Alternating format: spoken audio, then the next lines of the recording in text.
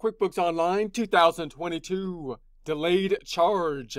Get ready because it's go time with QuickBooks Online 2022.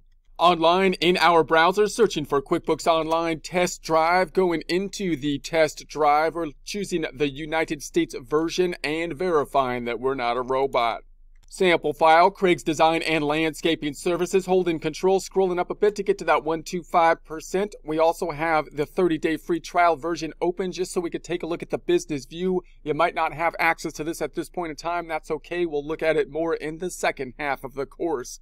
Going back to the Craig's Design and Landscaping Services, hitting the drop down up top. Last time we took a look at the delayed credit, which is something that's basically going to be usually lowering or being a benefit to the customer. This time we're looking at the delayed charge. So we're going to have a charge that's going to be happening at some point in the future. So we imagine we put the charge in the books, just like with the delayed credit. There's no actual financial transaction with the delayed charge, but it will link to the invoice, then pulling into the invoice at some future date when we make the invoice. So there's a couple different ways you might use the delayed charge. One is you might think about it as another kind of estimate type of feature, meaning the estimate is typically something that could be used if you have a long-term project or if someone's going to make a purchase in the future and you're trying to determine what the amount will be at this point in time. You can run an estimate and pull in the items and see what basically the charge will be. Then when you create the invoice, you could populate the invoice from the estimate.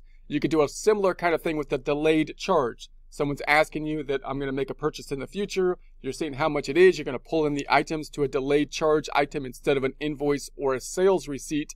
And then it won't actually post something. But then when you create the invoice, the delayed charge will pull in to it.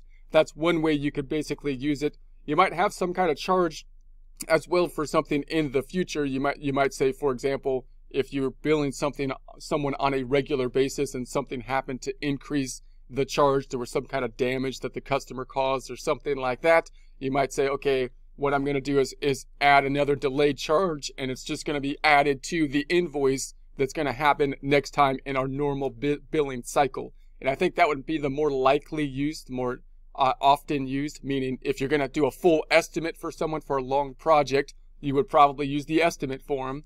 If you have something like you're billing someone on a regular basis, and instead of creating another invoice that's going to be intermittent because you bill someone basically on a monthly basis, and there was some added charge, like you're billing to someone for the use of a hotel room or something like that, you charge them on a monthly basis, and there was damage, then you're just going to say, okay, I'm just going to tack it on to the next invoice that's going to come up, and that way you could just basically add it to the delayed charge, and that'll remind you when you populate the next invoice that you have that charge. I think that's going to be one of the more common kind of methods.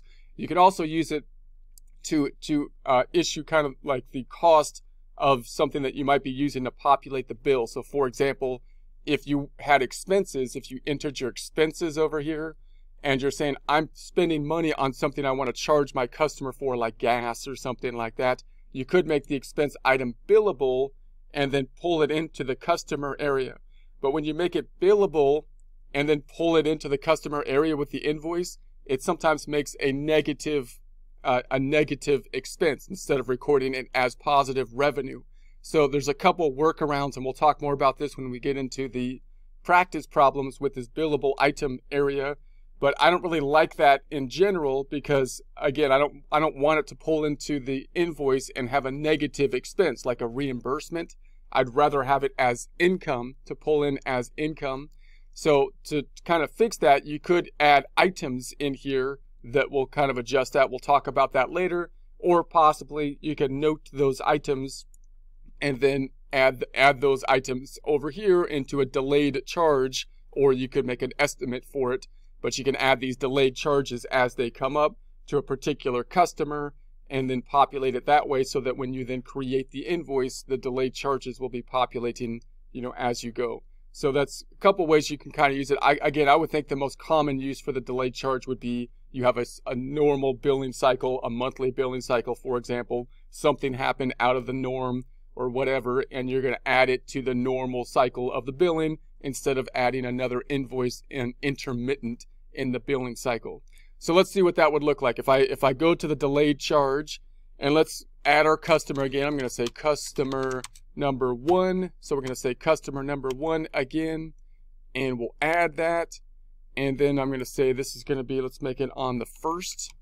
Let's make it on the 1st, and then we'll go through here, tabbing through, and we're going to say this is going to be a new item. Let's set up a new item, item 1 tab, and let's just pretend it's an inventory item to make it a little bit more complex. So it'll be the same kind of thing, inventory item. We're going to say that we had 5 on hand. I'll just add so that we can have the inventory on hand that we'll be using. We'll say that it's that $1,000. And then we're going to say that the other side cost of goods sold, $800. And there it is. Let's save it and close it. So there we have it. And if that was the charge, we could have the sales tax on it, and then we could have multiple things. So if you're using it like an estimate, you might have multiple line items, and you're saying, okay, you got that. You've got this other charge that's coming in place here for another item. And then you might have, let's just pick up a random item, hours of landscaping, that we had 3 hours, and it's kind of like an estimate type of form in this form. Let's say the rate here is 50. So there's going to be our estimate, and then it won't record anything when I record this, but then when we create the invoice, it'll populate into the invoice. So if I was to say save and close, let's go into our financial statement by right-clicking on the tab up top. I'm going to duplicate that tab. I'm just going to look at the trial balance this time. So we'll go down to the reports, and we'll go into the trustee trial balance. I'll type in the trustee trial balance, and then we'll do a range change up top, 010122 to 123122. Close the hamburger, hold control down, scroll up a bit, and we'll see down here there's nothing in the income accounts. Nothing happened to there's no accounts receivable. Nothing's in the accounts receivable related to this transaction. So nothing was actually recorded, because it's going to be recorded in the future when we create the invoice. So if I go back to the first tab, we can also see that by going to the sales item or the customer center. And if I go into that customer for customer number 1, customer numero uno, we do see the charge here, but it hasn't been populated into the actual financial statements. Now, once I have the charge here, I'm going to close the hamburger. I could create the invoice directly from it. So I could say, okay, I'm going to create an invoice and charge that out, and it pulls over. And you can see here it's kind of acting like an estimate. So now we made the thing. We're going to pull it over. We're going to make the invoice from that item. Or I'm going to close this out without saving it. When we create the invoice, new item, invoice, we're going to make an invoice for customer number 1. Customer number 1. It pulls over to the right-hand side, and then we can add that item if we choose to. And it pulls in that information nicely. So again, in this way, it's working kind of like an estimate. We can make this entire invoice basically from that estimate, and then we can save it and close it. And then if I go back to my trial balance, it will have been recorded running it at the point in time that we entered it with the invoice. And so the accounts receivable is now impacted by, of course, the invoice that we used, populating it from the delayed charge. And we've got the revenue down here that's impacted, and so on and so forth. I think the more common way to do it would be like, okay, there's like a one-off charge. Let's say we charge someone monthly for that one inventory item, and then we had some one-off charge like maintenance or repairs and maintenance or some kind. So I'm going to go into the new item, and I'm going to make another delayed charge. And let's say, okay, let's say this is customer 2 now, customer 2. And let's say that we charge customers 2 on a normal billing cycle, on a monthly cycle, but they like broke a window or something like that, and we want a reimbursement of damages. So we're going to go down and say, okay, we're going to charge you the reimbursement of damages on your next bill that we have on a monthly cycle, and we're just going to pull that into the next bill. Now note that if they had a damage, like they broke a window or something like that, and we had to fix it, we would have to pay for it with a bill form we would enter or a check form, which we could then check off and pull in as a billable item. However, when you do that, you got to be careful, because it might then pull it in as a reimbursement instead of as revenue. And what I want to do typically is pull it in as revenue. So there's a couple ways to do that, but typically you have to use an item in order to pull it in as revenue, either when you enter the bill or the expense, or you could basically make this delayed charge kind of thing which will then pull it into the invoice and charge it to whatever account you want, driven by the item, instead of reimbursing the window repairs and maintenance or something like that. So I'm going to call the item just damage reimbursement. So we're going to make an item called damage reimbursement, non-inventory or service item. And so I'm going to say boom. And then the point is that it's going to be going to a services item here, pulling it in as revenue when we pull it into the invoice. And so I'm not going to put an amount because I'll populate that just manually. So I'm going to say, okay, we got a reimbursement. You broke the window. We're charging you $50 on the next invoice round that we charge you. So we're going to say save it and close that. That's not actually going to record anything on the trial balance now. Nothing has been recorded. It'll just be populated in the next billing cycle. So I'm going to go back on over.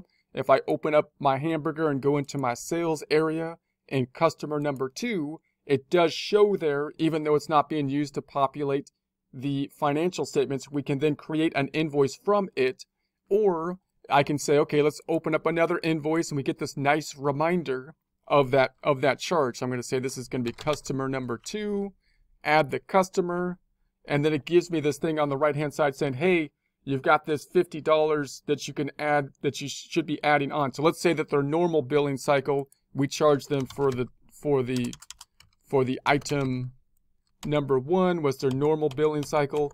And then we're like, oh yeah, we got this added thing that they broke a window and they're going to reimburse us for us. So we're going to add that to it and then close up the item over here. So now we've just added it to our normal billing cycle. I would think this would be the most common kind of use that you could use for it. And that $50 is now going to be added to revenue because it's driven by the item. So we're going to say save it and close it. And then if I go into the trial balance and run it, now in the income item, we got the service item of the revenue that has been included in it, as opposed to, and if I open up like an income statement over here, let's open up an income statement, reports, and let's go to the profit and loss, and let's close the hamburger. Now, if I was to look at the profit and loss here, note that if you had a reimbursement of something, you could say if I pulled it into the invoice and they charged it as a reimbursement, it would be a negative expense. So for example, if this $34 was something I billed to the client, then what you want to be careful of is, okay, when I charge that on the invoice, do I want the invoice to then lower the expense to have a negative expense for a reimbursement? That's not usually what we want. What we typically want is to say, I'm charging you for the expense that I had in the business, so I want to pull it into the invoice with revenue. And to do that, you usually have to use some kind of item to do it, to drive it to the account that you want it to go to, because that's the thing that does that. And so that's what's happening up here. We're taking it into the income item, even though it's kind of like a reimbursement, because we're charging the client, like a revenue for the expense of that item. So, and that's a little bit different. We'll get into those billable items a little bit when we get into the practice problem.